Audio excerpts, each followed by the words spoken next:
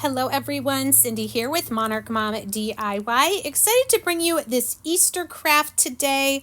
We are going to use mostly tumbling tower blocks, some moss and twine, and some rocks to make an awesome Easter tomb. So first thing, some places you can still find the natural tumbling tower blocks, other places the natural and brown. You can choose to use whichever color you'd like. I'm just opening these all up. For my project, I am going to need over 200 blocks. So I'm just going to go ahead and get these all emptied so I can start sorting them. Now, I've been wanting to make one of these tombs for a while, so I want to give a shout out to the Crafty Shopper here on YouTube. I did use some of her measurements for the basis of my tomb, so she does a lot of builds on her YouTube page using tumbling tower blocks. So if that's something you're interested in, I advise you to go over there, check out her channel, and subscribe and let her know that I sent you over there. Okay, so I will put in the description all of these counts, but the first thing I'm going to need is a row of 8 blocks. That's going to be the bottom base of our tomb. Then on the right hand side, I'm going to need 12 sets of 4. So here I'm just kind of counting them all out so that I can get them organized to then start gluing them together. So 12 rows of 4 on the right hand side.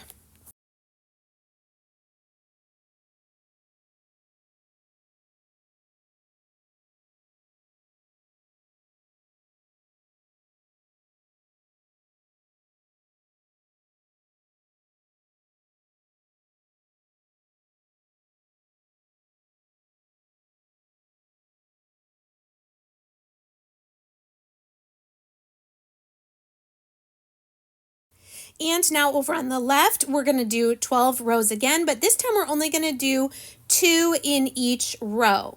So 12 rows of 2 stacking up on the left-hand side.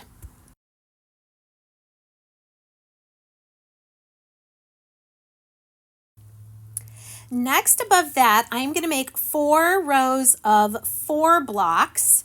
And I realized later on that I did forget some other rows between the 12 rows of 4 and 2 and these rows of 4, but I'll add those in when we get to it. So 4 rows of 4 here.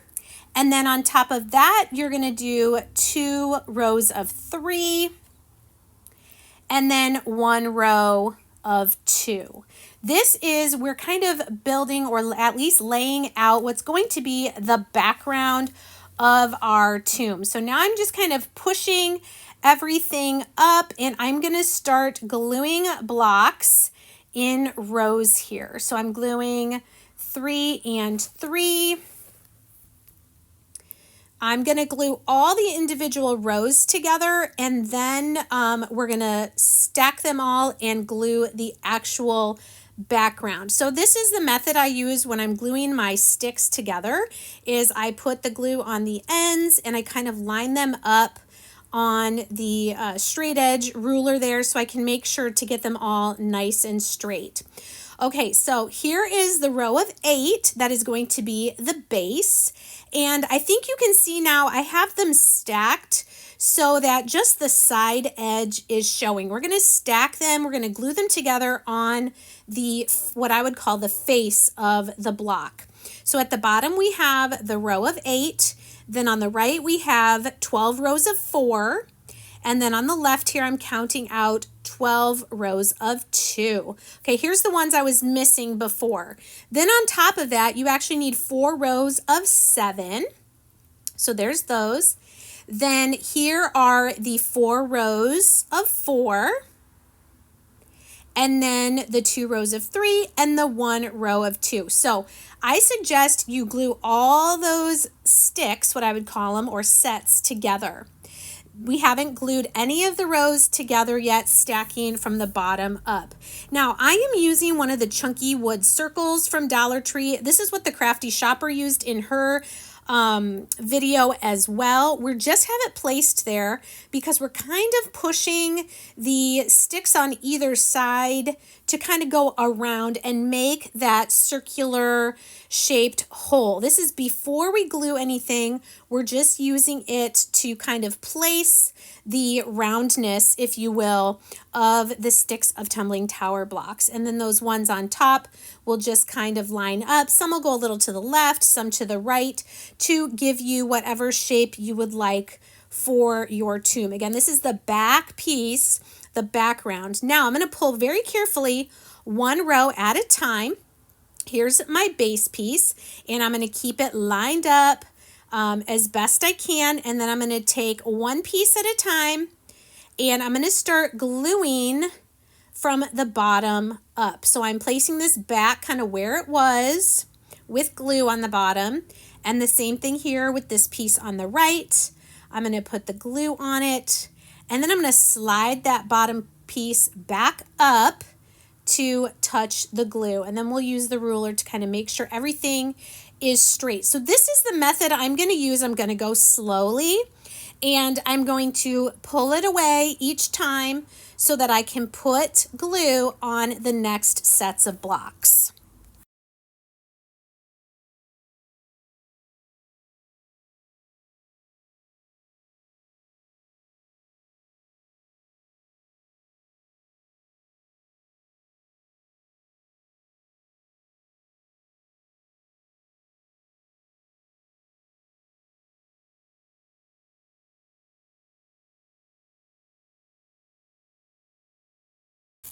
So once we have all those rows glued together, we're going to let that dry, and that was 132 blocks to make that section. Now we're going to make the next section on the right that's going to go in front of our background.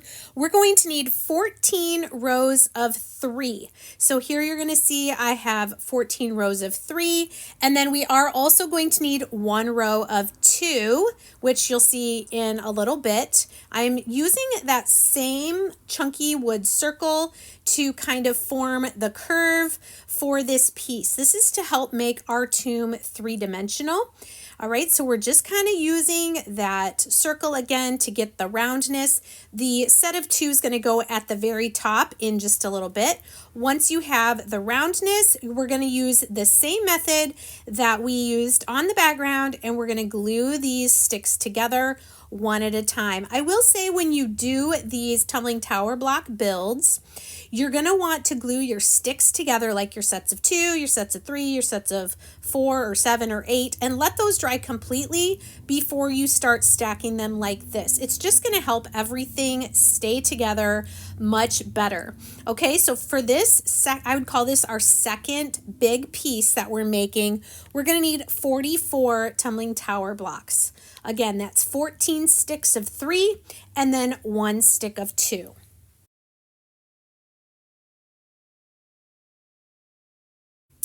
Next, for build piece number 3, you're going to need 13 tumbling tower blocks. That is going to be 5 sets of 2 and then 3 individual blocks. This is going to be another dimensional piece. This one's going to be over on the left-hand side of our tomb.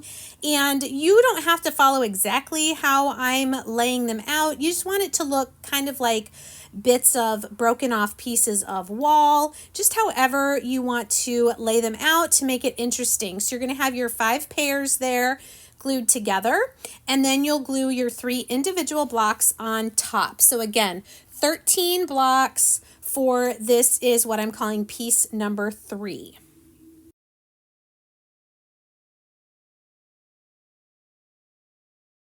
So apparently I didn't film making piece number 4. That's going to be similar to this one, piece number 3, but it's only going to use 5 individual blocks. So set aside 5 natural blocks. You're going to see what I do with that in just a minute. I am also going to use 6 blocks to make a cross. So I have a stick of 3 that's here at the bottom. I have a stick of 2 that's going to go across, and then an individual block up at the top. So I think you can see how I am gluing those together. The cross is going to be a little tall, but that's because we are going to be gluing it behind the tomb. So we need it a little bit larger. So I guess we could call the cross piece number 5. Okay, once piece number 1 is dried, you can see I am taking my little sanding block here, and I'm just mainly trying to get any glue that seeped through between the blocks. You want to try to get that off before you paint, because otherwise you are going to be able to see it. Don't worry too much about it being perfect, because we're going to kind of dry brush anyway, which is going to give it some dimension. So sanding away any glue, and I'm going to do this on all of the pieces. So again, I did do the front and back, even though I think we're only going to be able to see the front of it. But that was piece number 1. Here's that piece number 4 that I forgot to show. But it just uses 5 individual blocks and is a smaller version of this, which is piece number 3. Here's our piece number 2 that we made with the 14 rows of 3 and then the row of 2 up at the top. Again, you only need to sand the front because we're going to be gluing the backside to the background. Now here's that chunky wood circle we were using. You can see I've glued 1 tumbling tower block to the base, and then I'm just kind of trying to make it not so perfect of a circle. So in some areas, I'm kind of trying to flatten it out with my sander, because this is going to be our stone that will have been rolled away from the entrance to the tomb. So giving everything a good sanding. Now this I didn't show. This is 8 blocks, so 4 in a rectangle and then 2 high, and that's going to be the little bench inside the tomb. So I guess we could call that piece number 6. And then we're going to sand our cross here, also piece number 5. All right, I'm choosing to use grays and browns for my project. So here is piece number 1, the main big piece of our tomb. I am going to give this whole thing a coat of mineral gray. Is by Waverly. It is a chalk paint, nice and thick, so you're only going to need 1 coat. And yes, I am going to go around the sides and get in all those little nooks and crannies where the blocks are sticking out at different lengths. I'm also going to go inside the opening there and just get everything painted with this gray paint.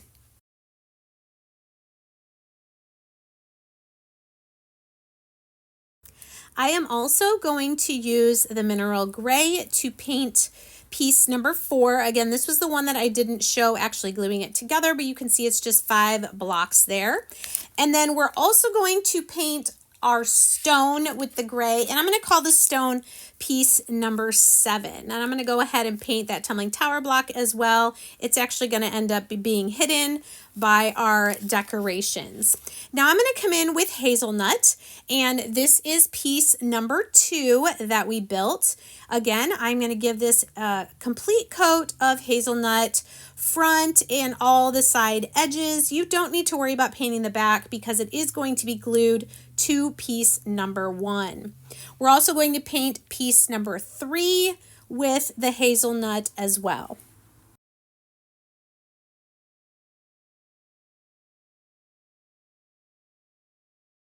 Next, coming in with this darker brown, I'm going to use it to paint our little bench inside the tomb. This is piece number 6. This is just the 8 blocks, just kind of glued together in a rectangular prism here. 4 blocks on top and then 4 blocks underneath. I'm also going to use truffle for the cross, which is, what did we call this? Piece number 5.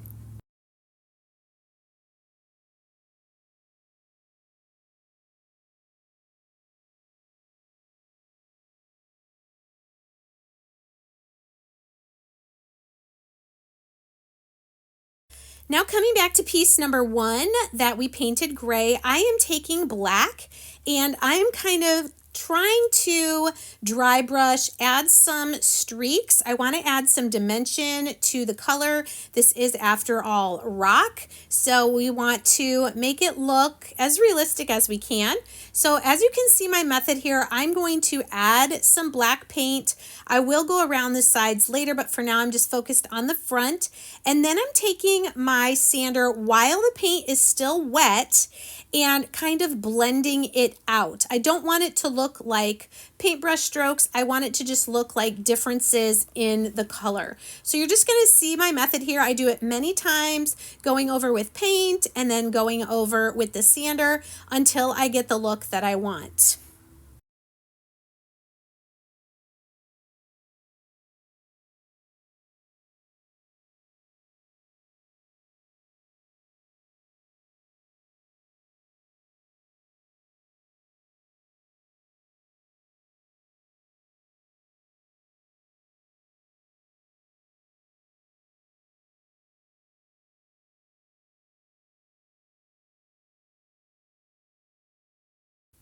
I am also going to use the black to accent the other piece that I painted gray, which is piece number 4.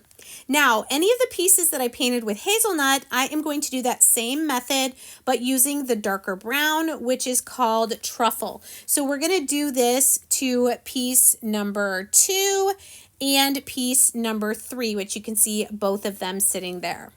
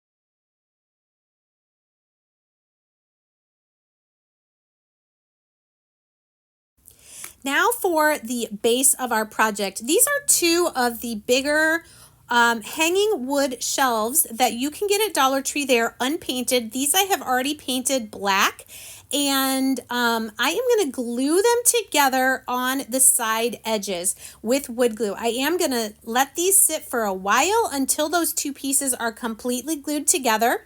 Then I'm going to take my wood glue again once they are secured, and I'm going to put glue along the base of piece number 1, and I'm gluing that. I'm lining it up the front of my piece right on the line between my 2 pieces of shelf there on the bottom. Once that's in place, I'm going to put wood glue on the base and the back side of piece number 2, and then I'm going to place this on the front of piece number 1. Like I said before, you're going to want to be patient and give your pieces a little time to dry before you glue on the next piece. Now this is piece number 3. We're going to put glue on the bottom and the back side and glue this one over on the left side of the opening. Again, getting that lined up. So now our pieces are being glued on top of the base there to, again, further hold them together. Now on the right side, we're going to take piece number 4 and we're going to glue that on the bottom and the back, and then put some glue on the bottom and the back side of our stone and set that in place as well. Again, I know this is from the top, might be a little hard to see, but you can refer to the thumbnail for how it actually looks. I decided on my cross that I wanted to scuff it up a little bit, make it look a little more realistic. So I am going to sand some of the edges and just give it a little bit more of a rough look while we let our tomb pieces dry completely.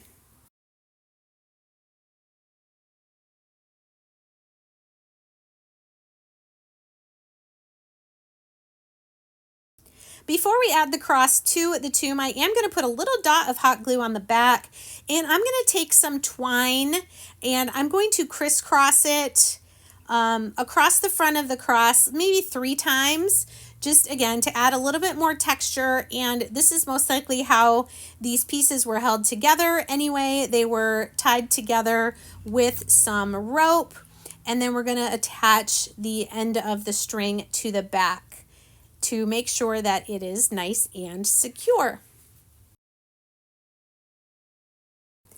And I'm a little out of frame, but I am putting a combination of wood glue and hot glue on that bottom block, the 3 that are going vertically, and I'm going to glue this behind the tomb over on the left hand side.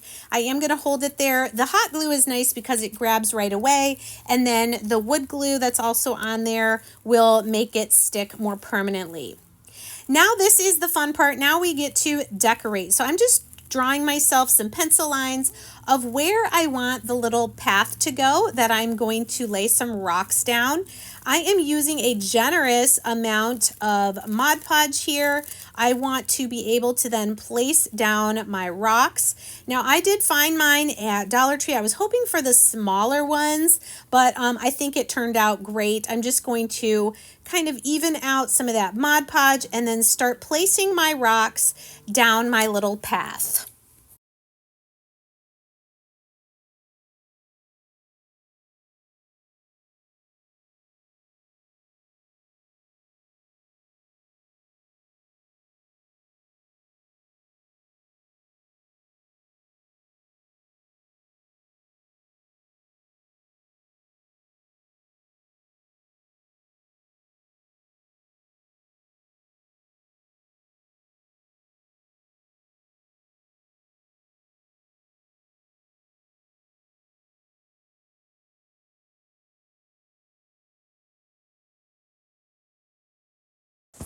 Now on either side of my rock path, I'm going to use hot glue and I'm going to place down some reindeer moss.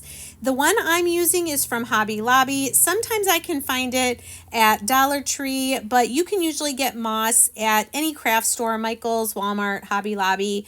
And I think this adds so much to the project. I love it.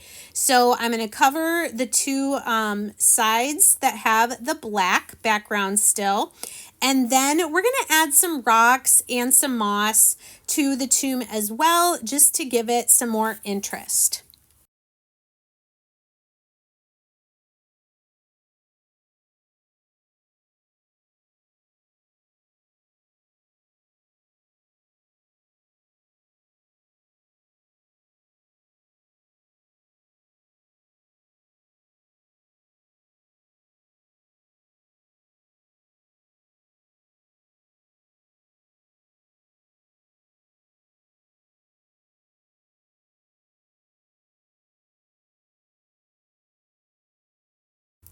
The last thing I also wanted to add up by the cross are just some florals. So I'm just using some of these little greeneries that have the little white flowers on them. And I'm just going to do 2 or 3 pieces and I'm gluing them behind the tomb, kind of on either side of the cross.